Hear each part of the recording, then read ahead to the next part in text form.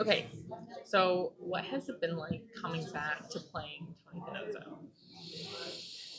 Very interesting to not just come back, but to go kind of behind the mask, so to speak, and get to explore some of the stuff that really, when I left at the end of season 13, um, there was I was beginning to show some. Uh, I was accessing some emotional stuff that I felt that was really there in DiNozzo and the core. And so coming back to this, I think I was talking in the panel about how we wanted to approach the streaming platform gave us this opportunity to approach the characters from a kind of a more thorough examination of what makes them tick. And I think one of the things that I was thinking about was his reliance on pop culture, um, and why.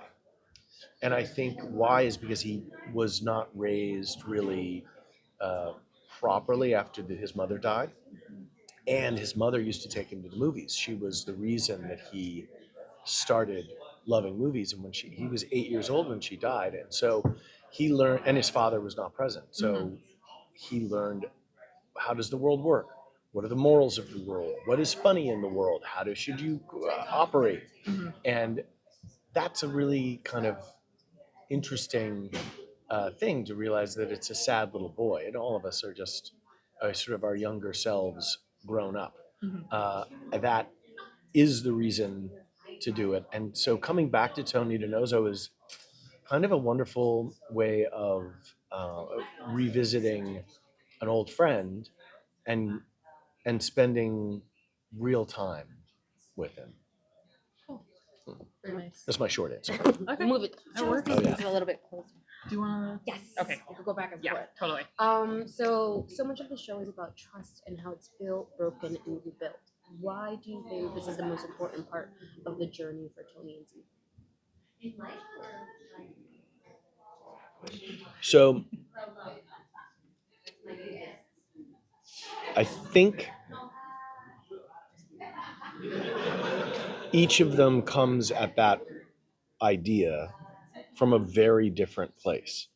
So Ziva's trust was broken incredibly early, um, and it continued to be broken by her father and by her experiences in the world. And, if you're going to kill people for a living and you're being tasked with that, you better trust that they're having you do the right thing.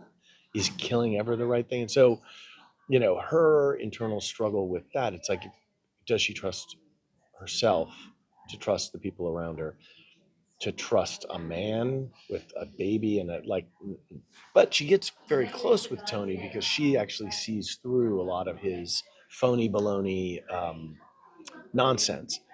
And I think for Tony, the trust is much more to do with their parents not being present after the age of 8, and before then having a mother that he loved who was taken away.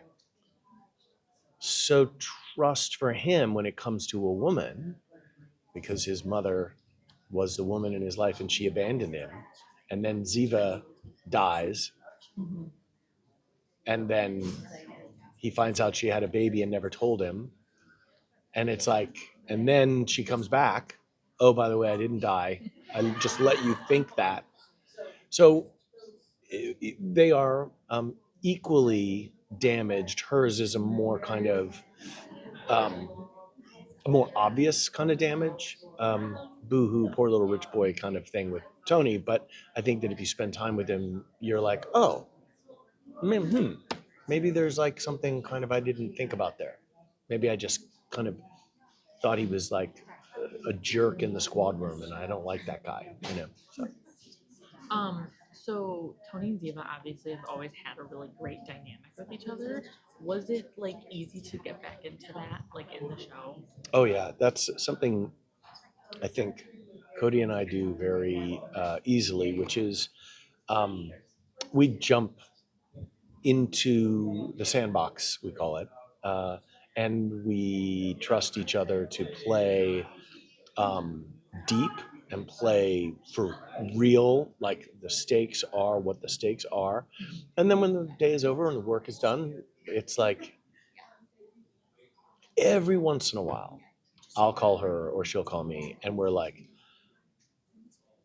"You were incredible," like that. But generally, we don't, because it's like if you go for a walk in the fall when all the leaves are falling down in New Jersey or something, and it's just unbelievably beautiful, like a Woody Allen movie, like in like Manhattan or something. It was just feels like some Eastern European director of photography filmed the most perfect day.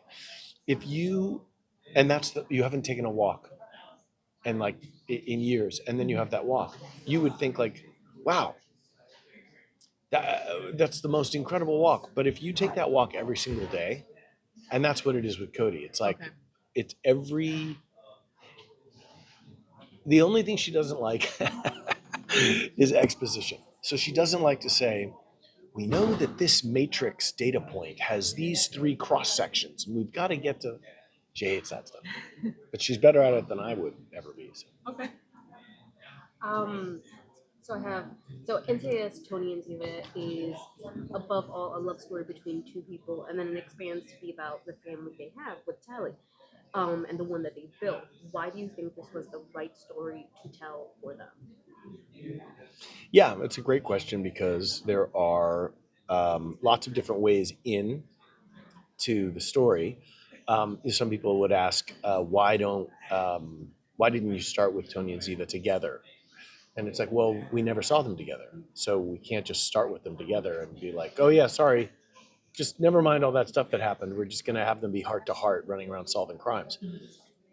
That would be a fun thing for us to do after we get most of our stuff straightened out. But we needed to get things in order, and Tolly acts as a kind of personification of their love, as children are, but she's also this. Um, she's this bridge between them. So even if they can't communicate with each other, they know that they have this. So it becomes the most interesting story point. To answer your question, you're like, he doesn't really answer straight away, Oh. but I do get there usually.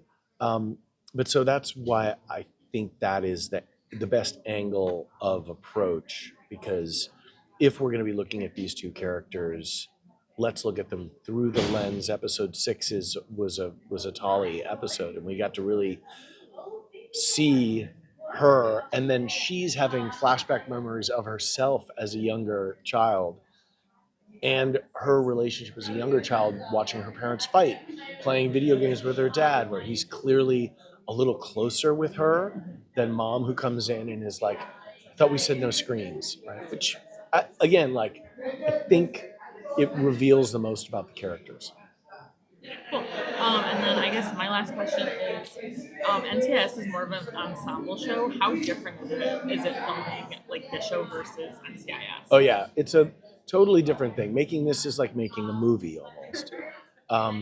Whereas if you're making 22 or 24 episodes of a crime procedural drama, um, there's a crime, there's clues. We have to gather those. There's usually a red herring that's like not the guy we're looking for, and so the format and the formula is very comfortable, and you can put it on like your favorite jacket, and each episode, even though it's a new story and there might be new guest stars, it always feels a little bit like the last one and the next one. Okay. It's kind of like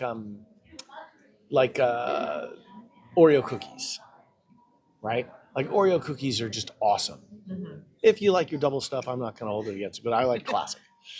But an Oreo cookie is like a very simple construction, always satisfying. Tony and Ziva is a little bit more like a Tate's cookie, where it's a smaller bag, not as many cookies in there, and each one is like a little different. Like if you they're like snowflakes, you're like, because they look a little more homemade, and maybe more time was spent. Like a factory didn't just spit it out. Mm-hmm. Nothing wrong with a factory spitting out Oreo cookies. Can we really be clear about that? Okay. Tip them in your milk. You want to eat the Oreo cookie. So that is my Oreo cookie analysis of crime procedural drama.